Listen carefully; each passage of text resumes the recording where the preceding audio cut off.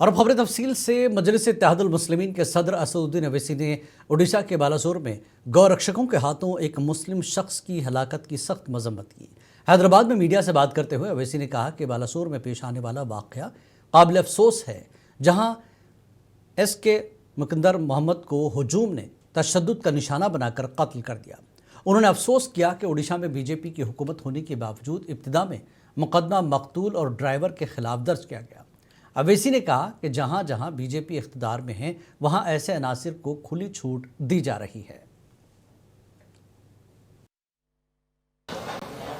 एक तो यह कि कल जो बालासोर उड़ीसा में SK मोहम्मद मकानदार का जो गौरक्षकों ने मॉब लिंचिंग के जरिए उनकी मारकर उनकी गाड़ी को रोककर हत्या की, मैं उसका सख्त मजम्मत करता हूं। और अफसोस की बात यह है कि उड़ीसा में बीजेपी की सरकार है। पहले एक FIR तो मरने वाले पर और ड्राइवर पर बुक हो गया, और बाद में जब मीडिया में से प्रेशर बढ़ गया तो उसके बाद 103 सबसेक्शन 2 में मर्डर का चार्ज लगाया गया। ये बीजेपी जहां जहां पावर में है वहां पर इस तरह से खुली छूट दी जा रही है सो कॉल्ड गौरक्षकों को। वो किसी को भी मार सकते, किसी को भी रोक सकते, मनमानी कर सकते, रूल ऑफ लॉ को खत्म कर सकते और फंडामेंटल राइट्स को खत्म कर सकते। और ये कंटिन्यूसली हो रहा है। ये इन लोगों को जो एक लाइसेंस दे दिया गया है कि तुम किसी को भी रोक सकते, पीट सकते, और अगर तुम्हारे दिल को खुश करना है तो तुम किसी की जान भी ले सकते। असदुद्दीन ओवैसी ने अपोजिशन पार्टियों की जानिब से AIMIM को बीजेपी की B टीम करार देने के इल्जामात को सख्ती से मुस्तरद कर दिया। हैदराबाद में मीडिया से बात करते हुए ओवैसी ने कहा कि ऐसे इल्जामात बेबुनियाद हैं और इनसे अवाम की तौहीन होती है जिन्होंने मजलिस को वोट दिया है। ओवैसी ने कहा कि इल्ज़ाम तराशी से सियासी जवाल ही आएगा, जबकि AIMIM मजीद मजबूत होकर उभरेगी। उन्होंने अफसोस का इजहार किया कि वो मगरबी महाराष्ट्र पर तवज्जो मरकूज नहीं कर सके, वरना मजीद कारपोरेटर्स कामयाब होते। अब ऐसा है ना कि जो आरोप लगाते, तो हैदराबाद में कहावत है, गिरे तो गिरे टांग मेरी ऊपर।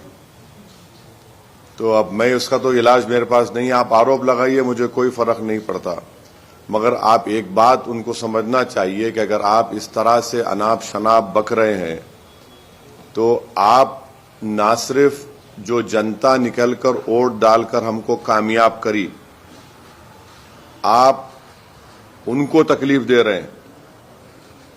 और उनको अगर आप तकलीफ देंगे तो मजीद और नीचे जाएंगे इंशाअल्लाह आप लोग। तो ये तो इलेक्शन था, हर एक को इख्तियार था अपनी पसंद नापसंद का इजहार करने के लिए।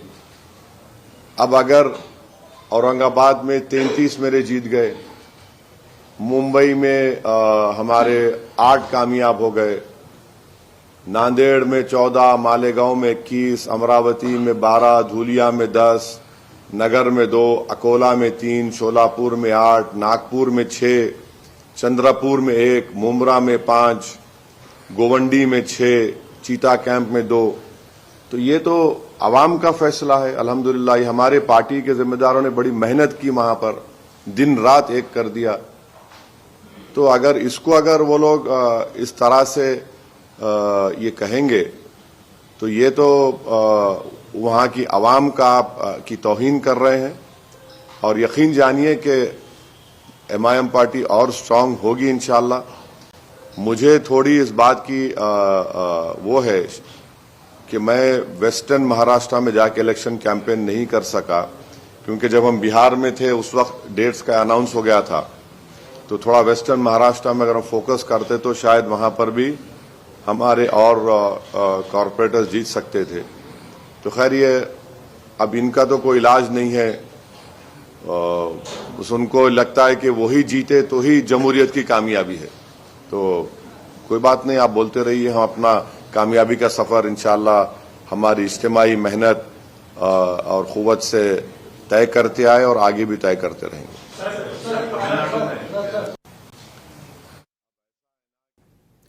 वज़ीर आला पिनराई विजयन ने केरला यात्रा के अख्तामी इजलास से खिताब किया। इस दौरान उन्होंने कहा कि मुल्क में मुसलमानों को दूसरे दर्जे का शहरी बनाने की कोशिश की जा रही है। पिनराई विजयन के मुताबिक मुसलमानों को कौमी धारे से दूर करने की कोशिशें की जा रही हैं। उन्होंने बीजेपी और संघ परिवार को निशाना बनाते हुए कहा कि ऐसे इक़दाम समाजी हम आहंगी के लिए ख़तरा है। तिरुवनंतपुरम के पुत्रकेंडम मैदान में मुनक्किदा इस अजीम शान कॉन्फ्रेंस से ग्रैंड मुफ्ती शेख अबू बकर अहमद ने भी खिताब किया। ये 16 रोज़ा केरला यात्रा केरला मुस्लिम जमात की जानिब से आवाम के साथ के उन्वान से मुनक्किद की गई थी। कांग्रेस के रुकन पार्लियामेंट शशि थरूर ने अपने खिताब में हर किस्म की इंतहा पसंदी और दहशतगर्दी को मुस्तरद करने पर जोर दिया। इख्तितामी तकरीब में आवाम की बड़ी तादाद शरीक हुई। कांग्रेस के सीनियर रहनुमा रमेश चन्नीताला ने भी तकरीब में शिरकत करते हुए केरला यात्रा को एक तारीखी और इंसानियत नवाज कदम करार दिया।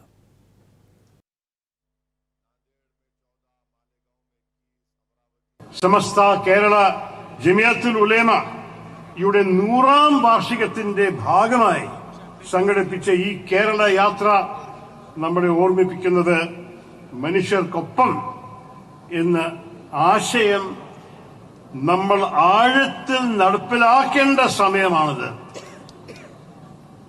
വ്യത്യാസങ്ങൾ ആവർത്തിക്കുന്ന ഈ കാലത്തിൽ, ഈ ലോകത്തിൽ മനുഷ്യരെ വംശങ്ങളായി തിരിക്കുന്നത് ഒട്ടും നല്ലതല്ല എന്ന് ഈ യാത്ര ഉറക്കെ പറയുന്നു. നാം ഒന്നിച്ചു നിൽക്കേണ്ട ഈ സമയത്ത് ഒറ്റപ്പെടുന്നത് അപകടമാണ്. പരസ്പരം കരുത്തുന്ന, പരസ്പരം സഹായിക്കുന്ന ഒരു നല്ല സമൂഹം ഉണ്ടാക്കുകയാണ് ഈ യാത്രയുടെ ലക്ഷ്യമെന്ന് ഞാൻ മനസ്സിലാക്കി. അതിന് എന്റെ പൂർണ്ണ പിന്തുണ എപ്പോഴും ഉണ്ടാവും. രാജ്യത്തിന്റെ മതേതരത്വവും ജനാധിപത്യ മൂല്യങ്ങളും മാത്രമല്ല, ഭരണഘടനാപരമായ അവകാശങ്ങൾ പോലും കനത്ത വെല്ലുവിളി നേരിടുകയാണ്. മുസ്ലിം ജനവിഭാഗത്തെ രണ്ടാം തരം പൗരന്മാരായി മുദ്രകുത്താനും അവരെ പൊതുധാരയിൽ നിന്ന് മാറ്റി നിർത്താനുമുള്ള ശ്രമങ്ങൾ പല രൂപത്തിൽ അരങ്ങേറുകയാണ്. പൗരത്വ നിയമങ്ങളിലെ ഭേദഗതികൾ മുതൽ ആരാധനാലയങ്ങൾക്ക് നേരെയുള്ള കടന്നാക്രമണങ്ങൾ വരെ ഇതിന്റെ ഭാഗമാണ്. വിദ്യാഭ്യാസ സ്ഥാപനങ്ങളിലെ ഹിജാബ് നിരോധനം മുതൽ ന്യൂനപക്ഷ സ്കോളർഷിപ്പുകൾ വെട്ടിക്കുറ कर्नाटक के वज़ीर आला सिद्धरमैया ने आज बेंगलुरु में पुलिस के सीनियर अफसरान की सालाना कॉन्फ्रेंस का इफ्तिताह किया। इस मौके पर खिताब करते हुए उन्होंने कहा कि रियासत में कत्ल, जबरी वसूली, डकैती और लूट मार के वाक़यात में गुज़श्ता 1 साल के दौरान कमी आई है। तहम साइबर क्राइम और मनशियात से मुतल्लिक़ सरगर्मियों में इजाफा हुआ है, जिस पर काबू पाने के लिए सख्त इक़दाम की ज़रूरत है। वज़ीर आला ने कहा कि रियासत को मनशियात से पाक बनाने के लिए पुलिस के भरपूर ताउन की ज़रूरत है। उन्होंने इस बात पर भी तशवीश का इजहार किया कि फौजदारी मुकदमात में सज़ा की शरह अब भी कम है और इसमें बेहतरी लाने में पुलिस का किरदार इंतहाई अहम है।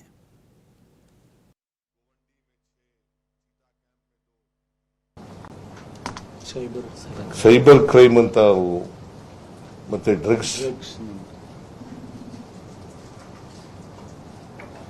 ಡ್ರಗ್ಸ್ ಅಪರಾಧಗಳು ಕಡಿಮೆ ಆಗ್ತಾ ಇಲ್ಲ. ಯುವ ಜನರು ಇವತ್ತು ಡ್ರಗ್ಸ್ನಿಂದ ಹಾವಳಿ ಆಗ್ತಾ ಇದ್ದಾರೆ. ನಾವು ಕರ್ನಾಟಕ ಸರ್ಕಾರ ಡ್ರಗ್ಸ್ ಮುಕ್ತ ರಾಜ್ಯವನ್ನಾಗಿ ಮಾಡಬೇಕು ಅಂತ ಘೋಷಣೆ ಮಾಡಿದ್ದೀವಿ.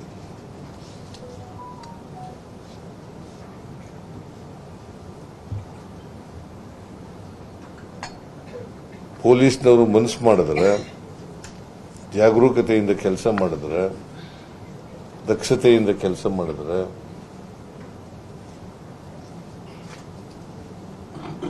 ಡ್ರಗ್ಸ್ ಮುಕ್ತ ರಾಜ್ಯವನ್ನಾಗಿ ಮಾಡಬಹುದು.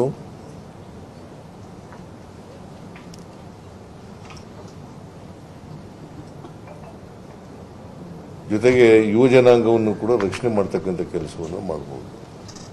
ಜೊತೆಗೆ ವಿದೇಶಿಯರಿದ್ದಾರಲ್ಲ,